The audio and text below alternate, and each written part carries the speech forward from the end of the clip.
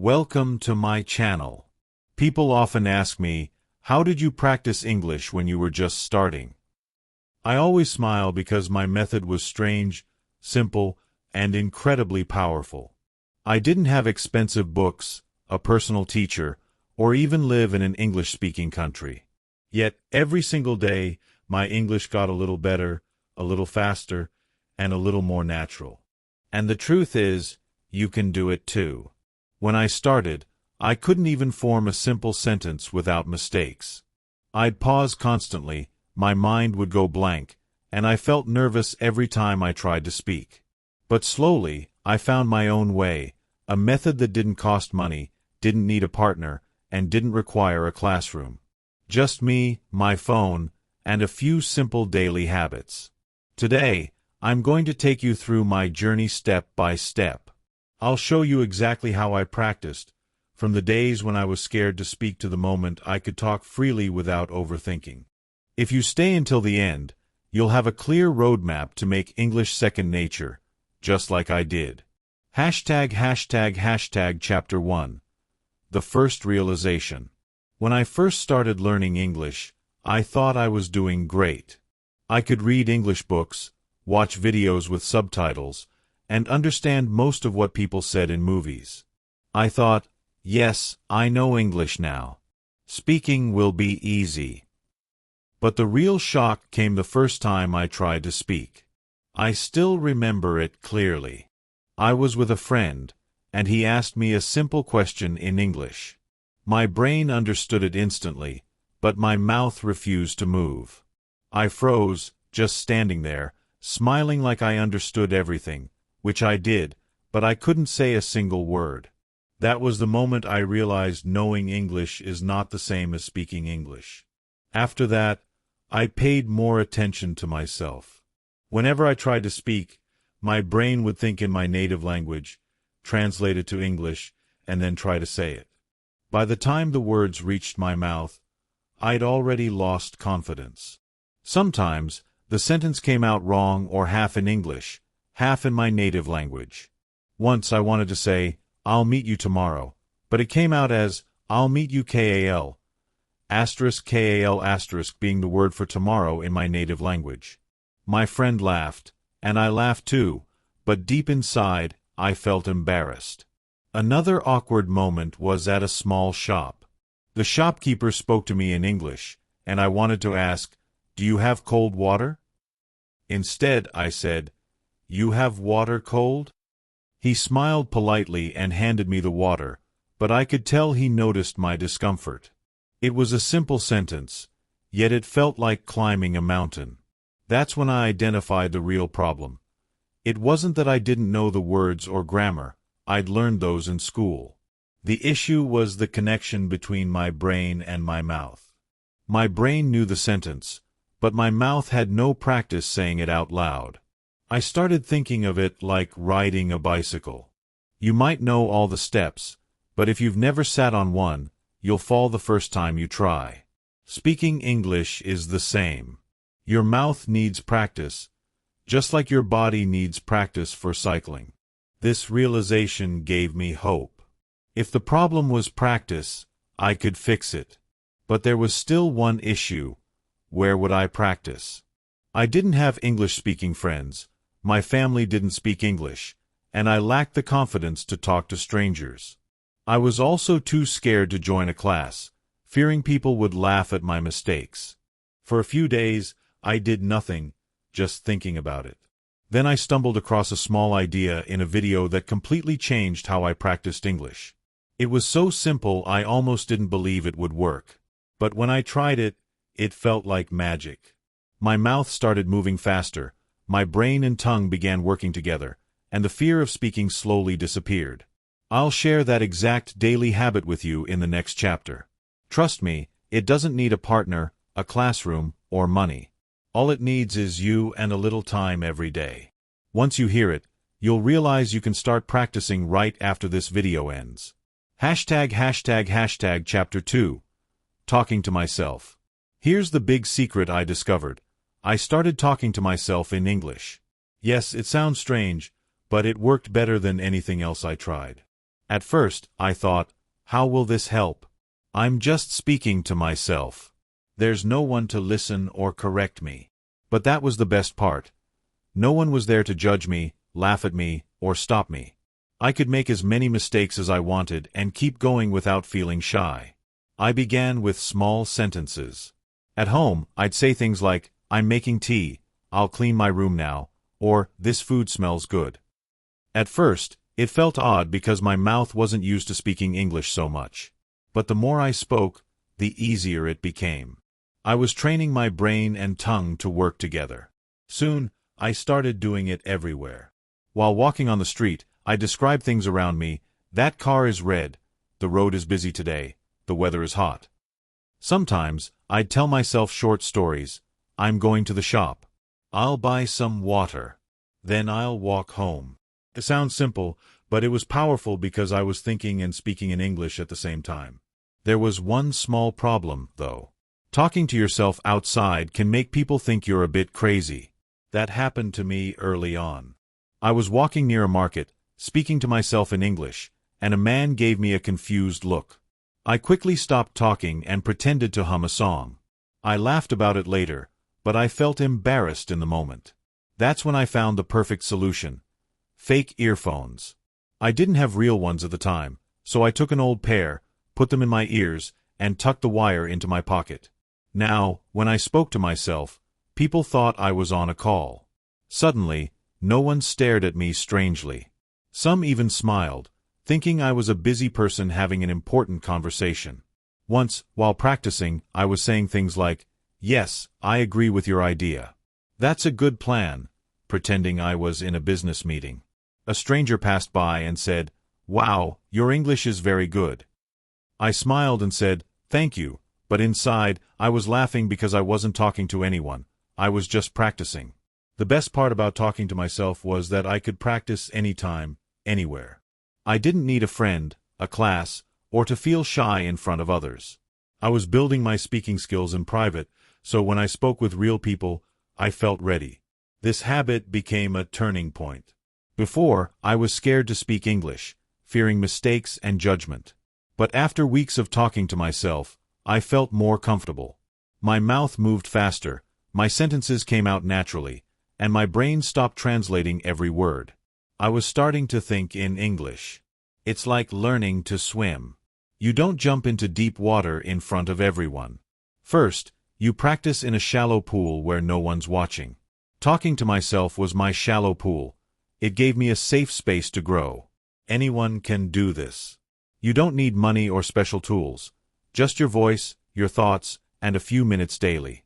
Start speaking out loud, even if it's about what you're doing right now. Over time, you'll be surprised how fast your confidence grows. In the next chapter, I'll share how I took this habit further by changing not just how I spoke, but how I thought. That step made my English faster, more natural, and more automatic than ever before. Chapter 3. Thinking in English. When I started speaking English, I had a big problem I didn't notice at first. I was translating every sentence from my native language into English in my head before speaking. It sounds okay, but it's the main reason we speak slowly, fumble, or forget what we want to say. When you speak your native language, you don't translate, the words just come. But in English, my brain would form the sentence in my native language, find the English words, and then arrange them correctly. By the time I was ready to speak, the conversation had moved on. It felt like I was always a step behind, like running with a heavy bag on my back. Possible, but slow and tiring. So, I decided to eliminate the translation step entirely. I told myself, from now on, I'll try to think directly in English. At first, it was hard. My brain would start in English but switch back to my native language without me realizing. But I didn't give up. I made a simple rule. Whenever I saw something, I'd name it in English in my head. A chair. Chair. A boy running. The boy is running. The sky. The sky is blue. It sounds too simple, but it trained my brain to connect objects, actions, and feelings directly to English words, bypassing my native language. Then I made it fun with a game I called the 5-minute describe everything game. For 5 minutes, I'd talk in English non-stop, describing everything around me. In my room, I'd say, "This is my table. There's a book on it. The book is open. My phone is next to it. I hear noise outside. The window is open. The curtain is moving." The first time, I could barely last a minute before running out of words. But after a few days, I could do the full 5 minutes without pausing. This game trained my brain and mouth to stay in English mode. Sometimes, I'd play this game silently in my head, especially outside. On a bus, I'd think, "That man is reading a newspaper. A child is eating ice cream. The driver is talking on the phone." Even without speaking, I was practicing my thinking speed in English. The beauty of this habit is that it doesn't take extra time.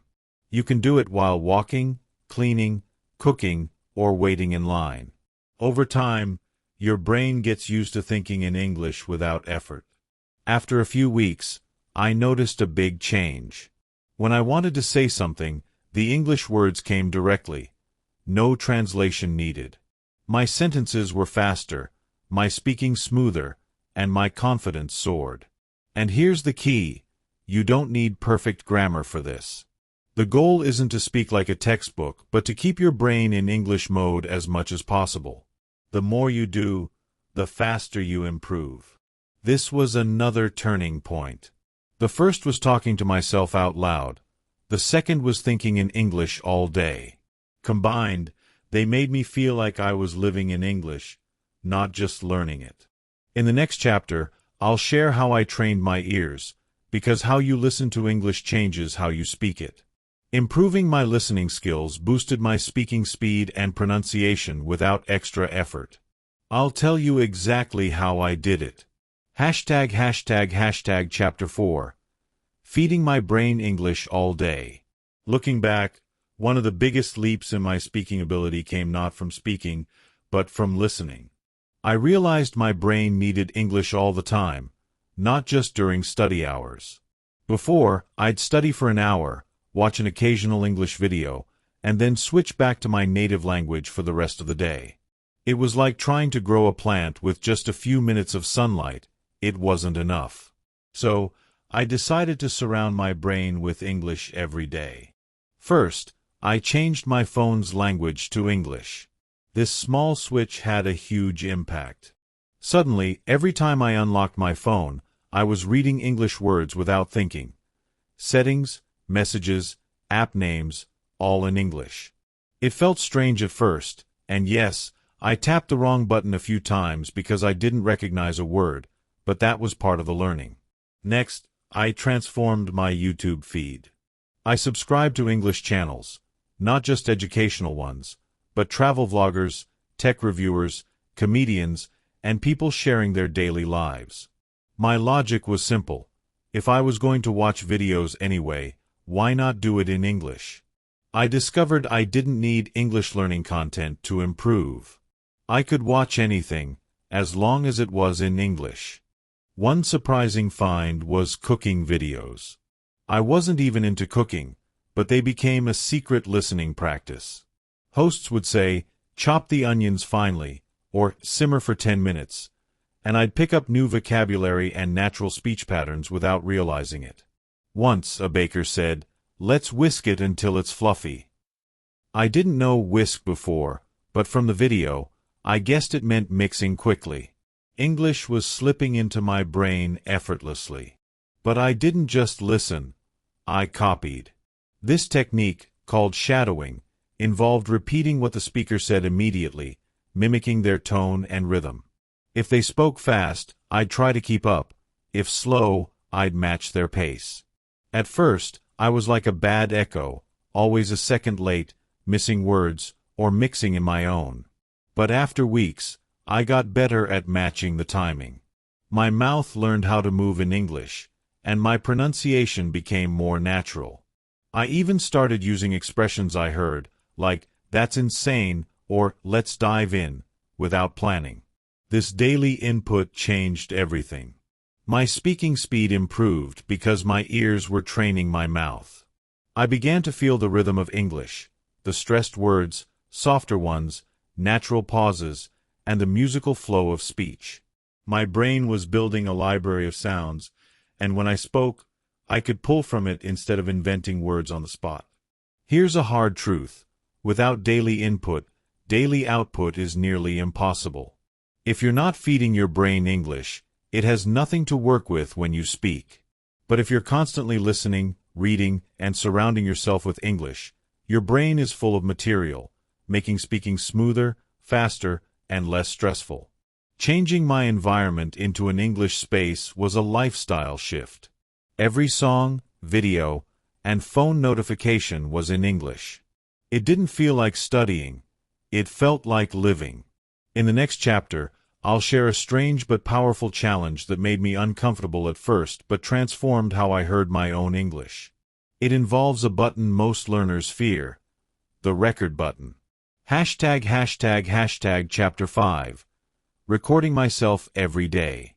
When I first decided to record myself speaking English daily, I thought it would be easy. Just talk for a minute. But the first time I hit the record button, I froze. My mind went blank, and I stared at my phone's camera like it was an alien. My heart raced, and I thought, why am I nervous? It's just my phone. But that little red light made me feel like the whole world was watching. I mumbled a few words, laughed at myself, and stopped after 20 seconds. I didn't give up, though. I decided to record at least a 1-minute video every day, no matter how bad or awkward it was. The first week was full of funny moments. In one video, I meant to say, "Today is a sunny day," but said, "Today is a funny day," and burst out laughing. In another, I forgot the word for refrigerator, so I said, "big cold food box." I kept these videos, despite the embarrassment, because they were part of my journey. The breakthrough came when I re-watched my first week's recordings.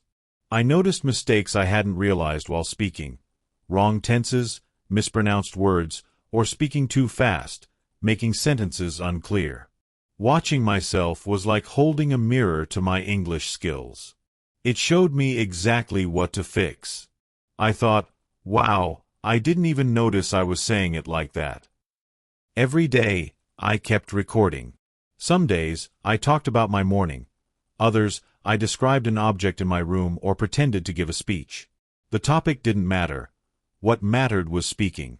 Over time, I grew less nervous. At first, I avoided the camera because it felt awkward, but after weeks, I could look at it and talk naturally, like speaking to a friend. I learned not to chase perfection. If I tried to speak flawlessly, I'd waste time thinking instead of talking. So I allowed mistakes, telling myself, it's okay to be wrong, just keep talking. This mindset made my speaking more fluent and natural. The less I worried, the better I became. Recording myself did more than improve my speaking. It prepared me for real conversations. The camera was my training partner. If I could speak confidently to it, I could speak to anyone. After 2 or 3 months, talking to strangers in English wasn't as scary. I'd already faced the pressure of performing for a silent audience, so real people felt easier. This daily recording habit was a powerful tool, combining speaking practice, self-correction, and confidence building. Those 1-minute videos, no matter how awkward, were worth every second. In the next chapter, I'll share how I took this confidence from private recordings into the real world, having real English conversations with strangers. That's when things got truly exciting. Chapter 6. Mixing all habits into one routine. Looking back, there was a moment when everything clicked. Initially, my efforts were random, talking to myself one day, shadowing a video the next, or recording myself sporadically. But one day I thought, what if I combine all these habits into one daily plan? That decision turned my scattered efforts into a clear, repeatable system. I sat at my desk with a notebook and listed the 4 habits that worked: self-talk, thinking in English, shadowing videos, and recording myself. I wanted a routine so short I'd never say, "I don't have time." So, I created a 15-minute plan. 1. 3 minutes of self-talk. I'd pick a random topic. My plans, what I ate, how I felt, and speak out loud in English. No script, no preparation, just whatever came to mind. This warmed up my brain and mouth. 2. 3 minutes of thinking in English. I'd look around. My phone, a cup of tea, sunlight on the wall, and describe everything in English in my head. This trained my brain to skip my native language. 3. 5 minutes of shadowing. I'd pick a short English video, a motivational clip, cooking tutorial, or travel vlog, and repeat after the speaker, mimicking their tone and rhythm. It improved my pronunciation and flow. 4. 4 minutes of recording myself. I'd set up my phone and talk about anything. A story, a summary of what I shadowed, or random thoughts. I didn't worry about mistakes. I just wanted to capture my speaking. This 15-minute routine became my secret weapon. It was short but powerful, covering speaking, thinking, listening, and pronunciation in one session. I could do it anywhere. My room, a park, or a quiet coffee shop corner. After 3 months of daily practice, I spoke more smoothly. My tongue didn't freeze, and I could start sentences without hesitating. Friends noticed, saying, "You sound more confident now." I smiled, knowing the quiet work I'd put in daily. My confidence grew so much that I started real conversations without fear.